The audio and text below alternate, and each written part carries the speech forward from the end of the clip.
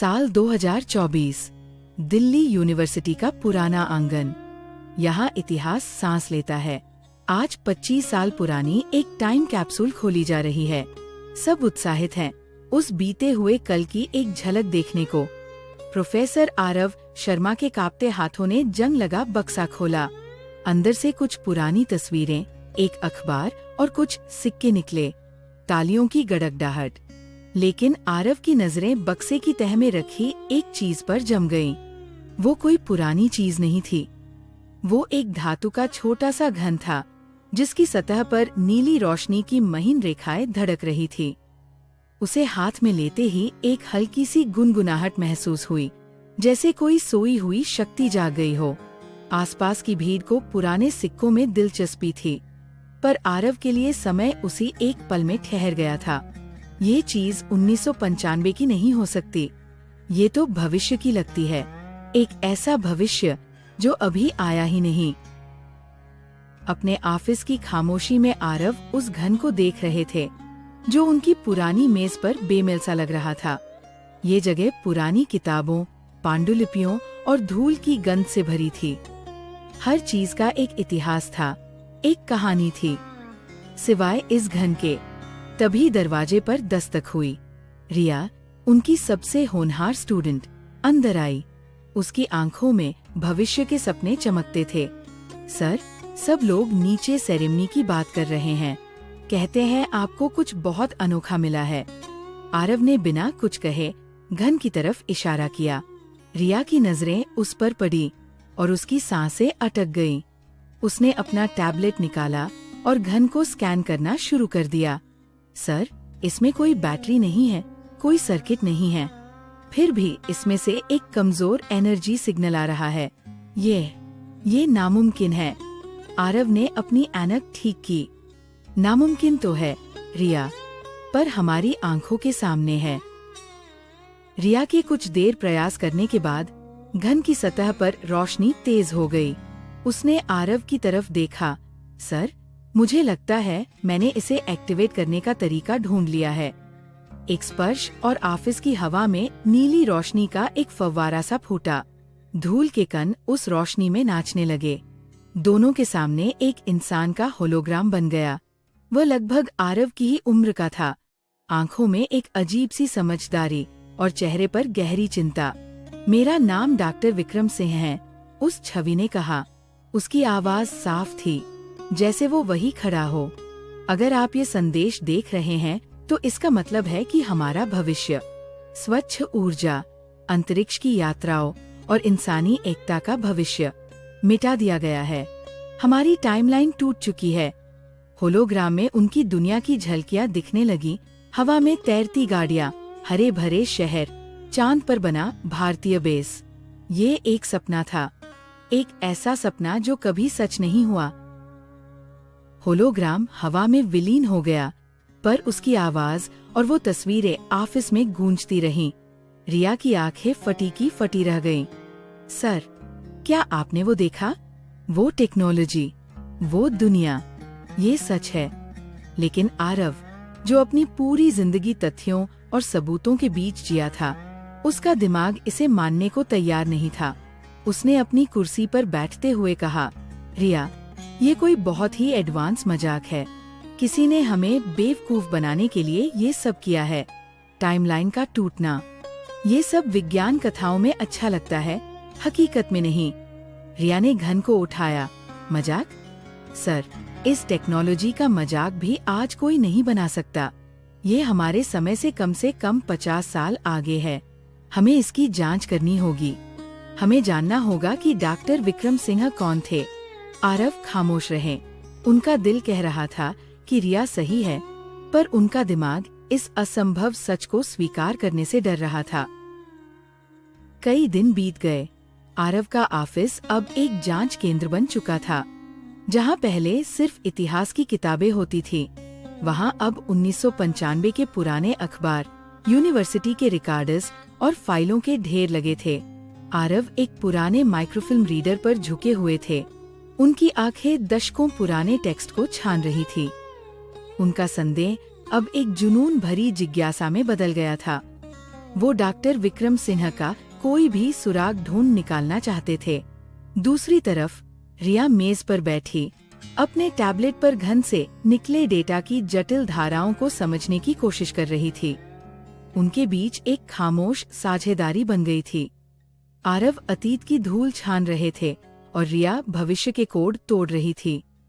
दोनों एक ही सवाल का जवाब ढूंढ रहे थे, जो दो अलग अलग दुनियाओं को जोड़ता था। आखिर 1995 में हुआ क्या था? कुछ नहीं, आरव ने हताशा में एक फाइल बंद करते हुए कहा। यूनिवर्सिटी के 1995 के रिकॉर्ड में डॉक्टर विक्रम सिंह नाम का कोई प्रोफेसर, कोई रिसर्चर, कोई स्टूडेंट तक नहीं है। ऐसा लगता है जैसे ये इंसान कभी था ही नहीं। रिया ने अपने टैबलेट से नजरें उठाईं। उसके चेहरे पर भी परेशानी थी। यहाँ भी वही हाल है सर, मैंने उस साल के डिजिटल आर्काइव्स खंगाल डाले हैं। इस नाम का कोई जिक्र नहीं। ये अजीब है, कोई इंसान बिना कोई निशान छोड़े गायब कैसे हो सकता है? आरव अपनी कुर्सी पर पीछे टिक गए और खिड़की से बाहर बरगद के पेड़ को देखने लगे। उसे भुलाया नहीं गया है रिया, उन्होंने धीरे से कहा, एक भयानक एहसास के साथ। उसे मिटाया गया है, जानबूझकर इतिहास से उसके हर सबूत को खुरच कर निकाल दिया गया है। ये किसी के भूलने की बात नहीं है, ये एक सोची समझी साजिश है। ऑफिस की खामोशी अब और भी भारी लग रही थी। रिया ने हार नहीं मानी। उस रात देर तक काम करते हुए उसने घन के डेटा में एक छिपी हुई परत को तोड़ दिया। ये विक्रम के निजी लॉग्स थे, उसकी अपनी आवाज में दर्ज की गई एक डायरी। पहली एंट्री चलते ही ऑफिस में विक्रम की आवाज गूंजी। आज हमने द कोर के प्रोटोटाइप का सफल परीक्षण किया, वो कह रहा था। उसकी आवाज में बच्चों जैसा उत्साह था। ये पूरी दुनिया को साफ और सस्ती ऊर्जा दे सकता है। गरीबी, लड़ाई, सब खत्म हो सकता है। जैसे जैसे लॉग्स आगे बढ़े, उनका उत्साह चिंता में बदलने लगा। कुछ लोग इसे हथियार के तौर पर देख रहे हैं। वो इसकी ताकत को समझ नहीं रहे, वो सिर्फ इसे काबू करना चाहते हैं। आरव खामोशी से सुन रहे थे। उन्हें विक्रम की आवाज में एक जाना पहचाना आदर्शवाद सुनाई दे रहा था। ये एक ऐसे इंसान की कहानी थी जो दुनिया बदलना चाहता था, ठीक वैसे ही जैसे आरव इतिहास को समझकर लोगों की सोच बदलना चाहते थे। उन्हें पहली बार लगा कि वो किसी सबूत की नहीं, एक इंसान की आत्मा की तलाश कर रहे हैं। विक्रम की आवाज में बढ़ते डर को सुनते हुए आरव अचानक उठे। उन्हें कुछ याद आया था। वो दौड़कर अखबारों के ढेर की तरफ गए और 1995 की फाइलों को तेजी से पलटने लगे। एक छोटी खबर थी, मुझे याद है मैंने पढ़ी थी। वो खुद से बुदबुदा रहे थे। रिया ने पूछा, कैसी खबर सर? एक लैब में आग लगने की खबर। और फिर एक पुराने पीले पड़ चुके अखबार के अंदरूनी पन्ने पर उन्हें वो मिल गया। एक छोटा सा 3 लाइनों का आर्टिकल। रिमोट रिसर्च फैसिलिटी में मामूली आग, एक की मौत, और उस एक मृतक का नाम था डॉक्टर विक्रम सिंह। आरव का हाथ कांपने लगा। ये पहला ठोस सबूत था, एक धागा जो इस भूली बिसरी कहानी को असल दुनिया से जोड़ता था। विक्रम सिंह सच में था और उसकी मौत कोई मामूली हादसा नहीं हो सकती थी। ये सब जुड़ रहा था, एक भयानक तस्वीर बना रहा था। उसी पल रिया के टैबलेट पर एक बीप की आवाज आई। Sir, final data packet decrypt हो गया है। उसने फाइल खोली, पर वो कोई संदेश नहीं था। वो नीले प्रिंट्स, समीकरणों और डिजाइनों का एक अंतहीन सिलसिला था। यह द कोर का पूरा ब्लूप्रिंट है, रिया ने फुसफुसाते हुए कहा। उसकी उंगलियां स्क्रीन पर कांप रही थी। उसी वक्त घन से विक्रम की आखिरी लॉग एंट्री अपने आप चलने लगी। उसकी आवाज थकी हुई और टूटी हुई थी। उन्होंने मुझे रोकने की कोशिश की, वो इसे छीनना चाहते थे। मेरे पास कोई और रास्ता नहीं था। आवाज में एक अजीब सी गूंज थी। जो हादसा आज यहाँ होगा, वो कोई हादसा नहीं है, वो एक टेम्पोरल फ्रैक्चर है। मैं खुद इसे शुरू कर रहा हूँ, अपनी टेक्नोलॉजी को, अपने भविष्य को हमेशा के लिए मिटाने के लिए। एक लंबी खामोशी के बाद उसकी आखिरी गुहार आई, इसे दोबारा मत बनाना, हमारे भूतिया भविष्य को आराम करने दो। विक्रम का संदेश खत्म होते ही घन की नीली रोशनी बेतहाशा धड़कने लगी। ऑफिस में रखी चीजें हल्के हल्के कांपने लगी। ऐसा लगा जैसे घन से निकल रही ऊर्जा अब काबू से बाहर हो रही है। तभी दरवाजे पर एक सधी हुई दस्तक हुई। इससे पहले कि आरव कुछ कहते, दरवाजा खुला और दो लोग अंदर आए, एक शांत और गंभीर महिला और उसके साथ एक आदमी। दोनों ने सादे लेकिन सरकारी लगने वाले कपड़े पहने थे। प्रोफेसर आरव शर्मा। महिला की आवाज में एक अधिकार था। हमें एक असामान्य ऊर्जा स्पाइक का पता चला है जो यहाँ से आ रहा है। हम जानते हैं कि आपके पास क्या है। हम जानते हैं कि डॉक्टर विक्रम सिंह कौन थे। आपको वो ब्लूप्रिंट हमें सौंपना होगा। आरव और रिया ने एक दूसरे की तरफ देखा। अब वो सिर्फ खोज करता नहीं थे, वो एक ऐसे राज के पहरेदार थे जो दुनिया को बना भी सकता था और बिगाड़ भी सकता था। चुनाव का वक्त आ गया था। आरव, वो इंसान जो हमेशा अतीत के पन्नों में जवाब ढूंढता था, उसने आज अपना जवाब भविष्य के लिए चुना। उसने शांत नजरों से उस महिला को देखा। आप जानती हैं, उसने धीमी पर मजबूत आवाज में कहा, विक्रम सिंह का सपना सिर्फ टेक्नोलॉजी का नहीं था, वह एक बेहतर इंसानियत का सपना था।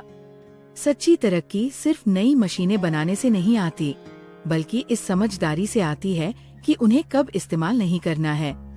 उसने रिया की तरफ देखा और हल्का सा सिर हिलाया। रिया समझ गई। उसकी उंगलियां तेजी से अपने टैबलेट पर चली। उसने विक्रम की आखिरी लाग में छिपा एक कमांड एक्टिवेट कर दिया, फाइनल प्रोटोकॉल। घन की रोशनी एक पल के लिए सूरज की तरह चमकी और फिर खामोशी। नीली रोशनी बुझ गई। घन एक बेजान, मामूली धातु का टुकड़ा बन गया था। उन्होंने ब्लूप्रिंट को हमेशा के लिए नष्ट कर दिया था। रोशनी के थमने के बाद ऑफिस में एक अजीब सी शांति छा गई। सरकारी अधिकारी हताशा में उस बेजान घन को देख रहे थे। उन्हें जो चाहिए था वो उनकी आंखों के सामने राख बन चुका था। बिना कुछ कहे वो मुड़े और चले गए। उनके जाने के बाद आरव और रिया उस खामोश कमरे में अकेले रह गए। मेज पर अब सिर्फ धातु का एक बेकार टुकड़ा पड़ा था। उन्होंने एक पूरे भविष्य को देखा था, एक खूबसूरत दुनिया की संभावना को छुआ था और फिर उसे अपनी मर्जी से जाने दिया था। ये हार नहीं थी, ये एक जीत थी जिसकी कीमत बहुत बड़ी थी। आरव ने खिड़की से बाहर देखा। सूरज डूब रहा था और बरगद का पेड़ सुनहरी रोशनी में नहाया हुआ था। एक गहरी, कड़वी मीठी शांति का एहसास था। उन्होंने एक सपने को नहीं, बल्कि अपनी दुनिया को बचाया था। कुछ हफ्ते बाद आरव यूनिवर्सिटी के लेक्चर हॉल में खड़े थे, लेकिन आज उनकी आवाज में एक नई गहराई थी। इतिहास सिर्फ तारीखों और घटनाओं का लेखा जोखा नहीं है, वो अपने स्टूडेंट से कह रहे थे। ये उन अनगिनत चुनावों की कहानी है जो हमारे पूर्वजों ने किए। हर चुनाव एक नया रास्ता बनाता है और हजारों दूसरे रास्तों को बंद कर देता है। उनकी नजरें सामने की पंक्ति में बैठी रिया पर पड़ी, जो अब सिर्फ एक स्टूडेंट नहीं थी, बल्कि एक ऐसे राज में भागीदार थी जिसने उसे हमेशा के लिए बदल दिया था। हमारा काम किसी खोए हुए अतीत या भविष्य को ढूंढना नहीं है, आरव ने अपनी बात खत्म की, बल्कि अपने आज के चुनावों को समझदारी और हिम्मत से करना है। अपना भविष्य हमें खुद लिखना है। लेक्चर के बाद वो अपनी ऑफिस की खिड़की पर खड़े थे, उसी पुराने बरगद के पेड़ को देखते हुए। उसकी शाखाएं आसमान की तरफ बढ़ रही थी, धीमी लेकिन अपनी रफ्तार से, अपनी खुद की अधूरी पर सच्ची टाइमलाइन में। तो दोस्तों, ये थी आज की कहानी। अगर आपको ऐसी कहानियाँ पसंद आती है तो कृपया वीडियो को लाइक करें और हमारे चैनल को सब्सक्राइब करें।